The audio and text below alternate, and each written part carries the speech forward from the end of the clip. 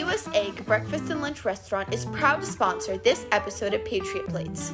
Visit us at any one of our 6 Valley locations, family owned and operated since 1986.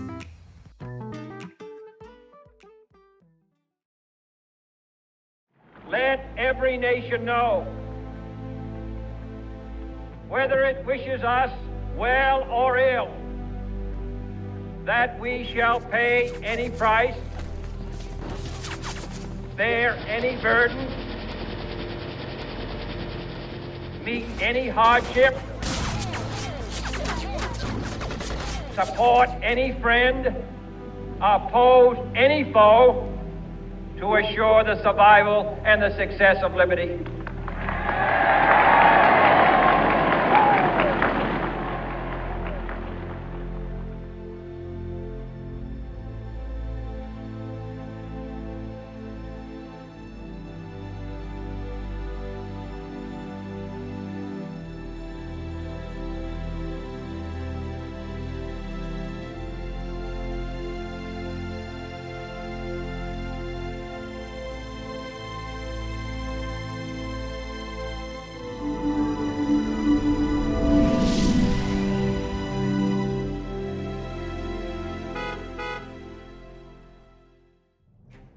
Being in the military is being a part of history. And with approximately 18 million veterans in the United States, each one has a story.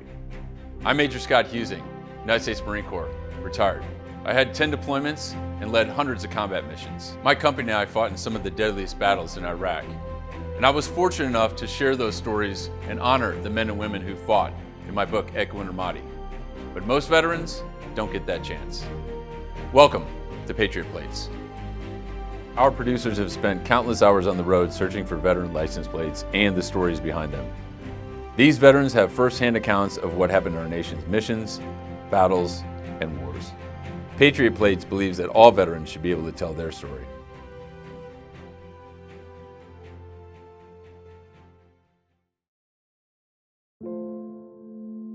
My name is Sven Olsen. I served 27 years from private to major. 1986 I enlisted and I retired as a major in the Army National Guard. I was born in Montana but raised in Toronto, Canada until about 10 years old. Interestingly, when we moved to America, I was in 4th grade and I hated America. Everything I'd ever known was Canadian and all my friends were left behind. And so for my entire 4th grade year, I refused to say the Pledge of Allegiance. Many years later, serving as an American soldier in Iraq, the meaning of the pledge meant a lot more to me and I understood it. And I regret that 4th grade year. When I told my parents at age 16 that I wanted to join the military, it was much to their dismay. They informed me quickly, we're not a military family, we don't serve in the military, we're not signing anything to allow you to join the military. I felt it inside, like it was something I was supposed to do. So when I was old enough, I joined on my own. I spent my entire career in the National Guard, half of it pre-9/11, 1 weekend a month, 2 weeks in the summertime. And then 9/11 happened, and I was on active duty almost the entire rest of my military career for the next 12 years.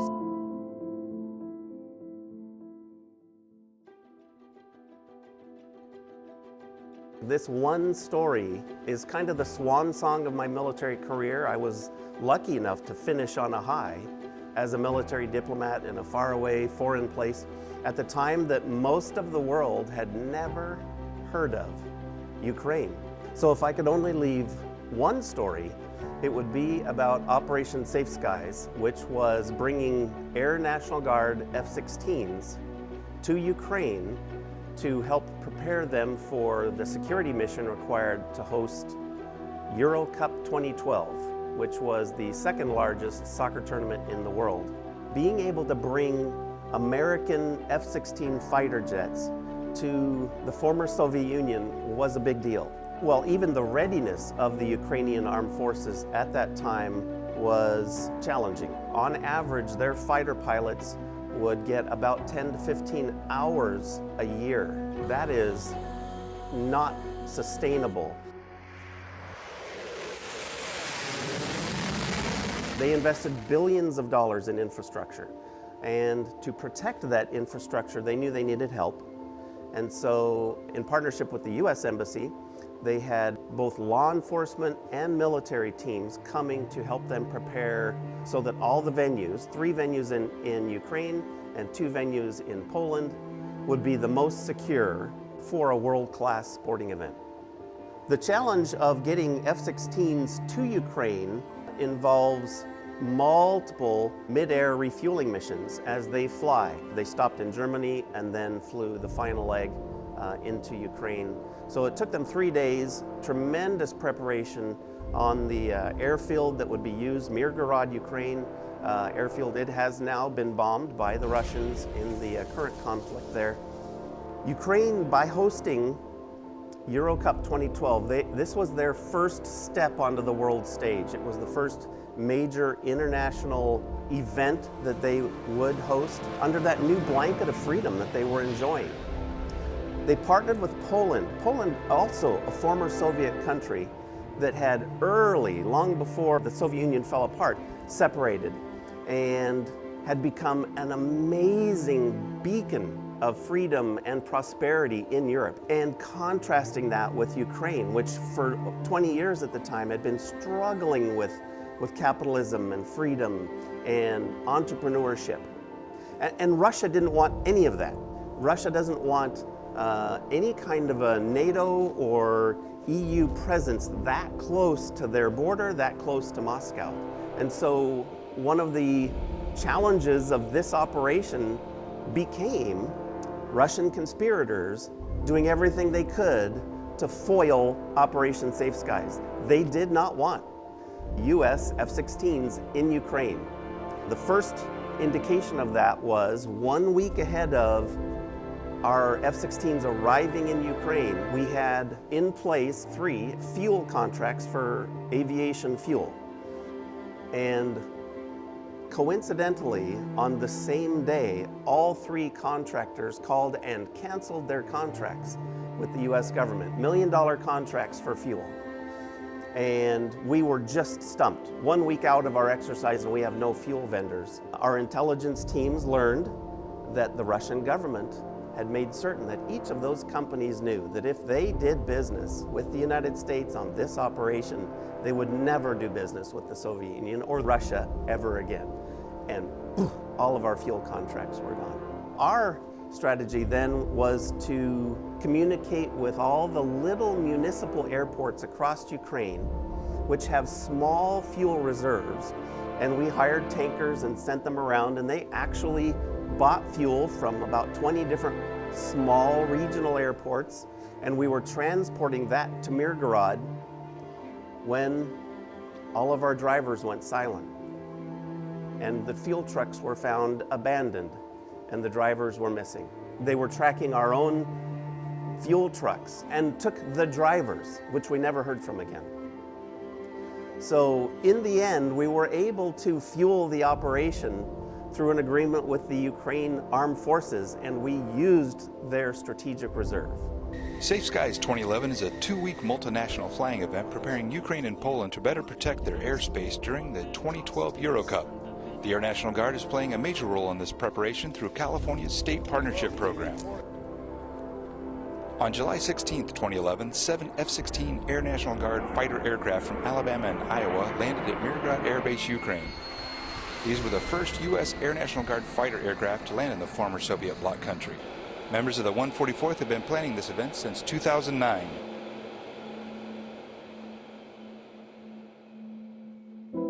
It was a very interesting time because hosting this EuroCup 2012 tournament, in partnership with Poland, it shines the light on Ukraine's coming out, because that level of success was nowhere found in other former Soviet countries. EuroCup in 2012 really fed the fuel of the people for freedom and that world stage, and bringing so many other countries to Ukraine. Italy, Spain, Germany, France, they're all there. And the Ukrainians have not, under the Soviet Union, been allowed to travel. They did not have the freedom to go to Europe. For them to meet those people, it was the taste of freedom that they needed. And within 1 year, you have the Euromaidan protests in the streets. Just as I was preparing to leave Ukraine to move back to America with my Ukrainian wife, hundreds of thousands of people pouring into the streets. Euromaidan, that in that Ukraine wants to become part of Europe.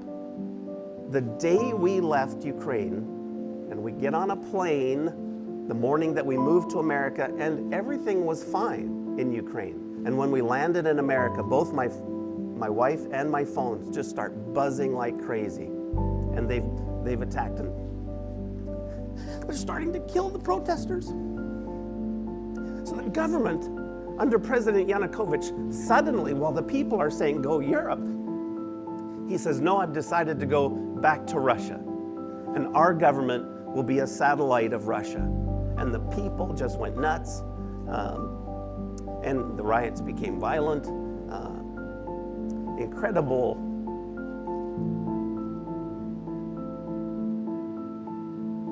statement by the people choosing freedom.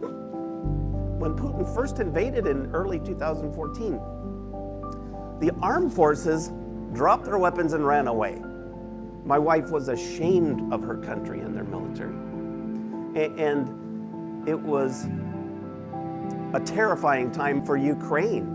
But once the battle lines were established and eastern Ukraine had been usurped by Russia and Crimea, the United States didn't turn their back. We didn't give them everything they needed, but for the next 6 years, we did send in troops every year, not just California National Guard troops, but American active duty troops, began training them to fight the Russians. When my wife and I moved to America, we envisioned the land of freedom and opportunity. And unfortunately, the day we arrived, Ukraine blew up, and she had this tremendous guilt of coming. Her whole family in the war zone was glad she was here, thankful that she's here and safe. But she just struggled so much, being safe and free and having incredible new opportunities. Well, they struggled. My wife's father would call all the time. We can see the missiles, they're going over. We can hear the alarms, we can hear the explosions. But no men are allowed to leave. They need to stay and fight. It was an early decision. I think it was the right decision. But women and children were allowed to leave, and we begged our family, please let the women come.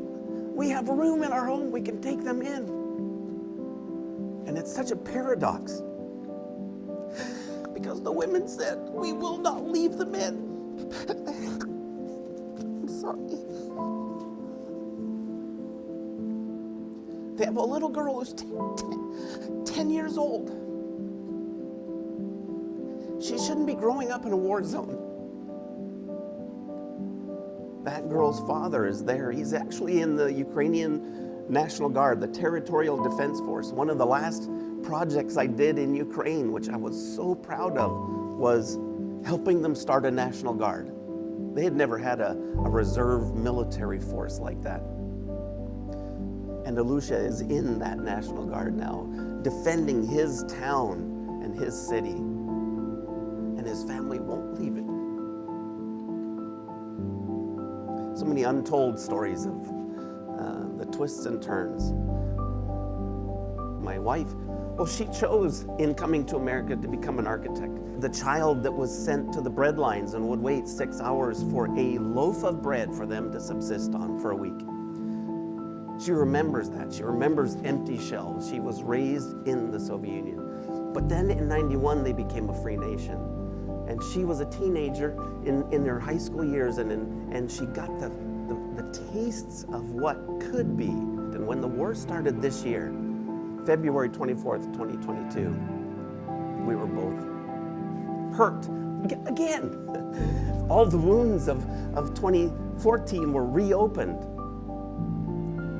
And after a few days of struggle and challenge and mourning, my wife came to me and she says, I know now why I felt called to become an architect, so that I can go back to Ukraine and rebuild it when this war is over and Ukraine has been victorious. And we started a nonprofit called Rebuild the World Foundation, and in a few months we'll be traveling to Ukraine to plant the seeds for where we're going to build factories, to source local material, to prefab homes so that we can rebuild homes, communities, apartment buildings.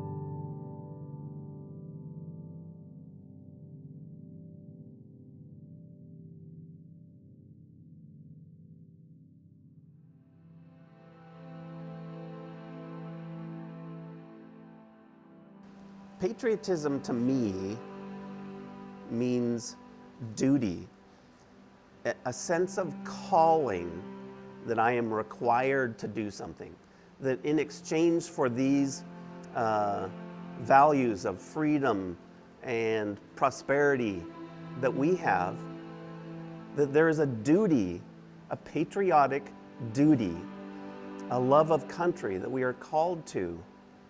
Patriotism is one of those that needs to be passed on from generation to generation. My son Bjorn, for all of 2021, was the U.S. Embassy Liaison Officer for Task Force Raven, which was there in Ukraine, training Ukrainian armed forces on American equipment on how to fight the Russians.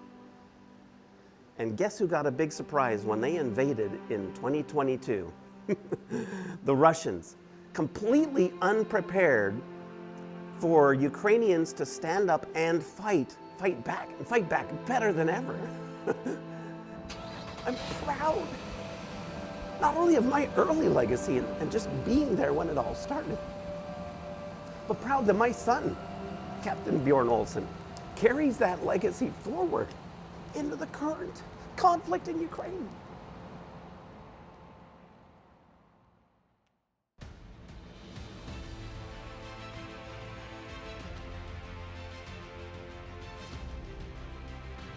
Don't miss our next veteran story on Patriot Plates. Get notified by liking and subscribing below.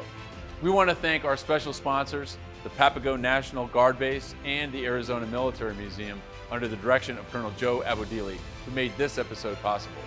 I'm retired Major Scott Husing, hoping that the next time you see a veteran plate, you'll think about the story and the sacrifice that went behind it. Thanks for watching Patriot Plates. One veteran, one story.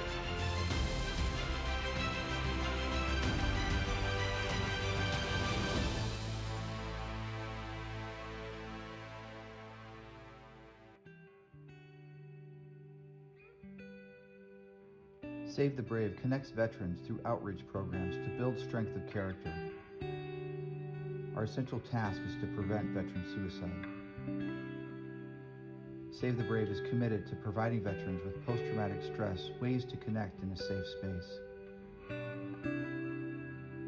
To donate your time, money, or resources, visit SaveTheBrave.org.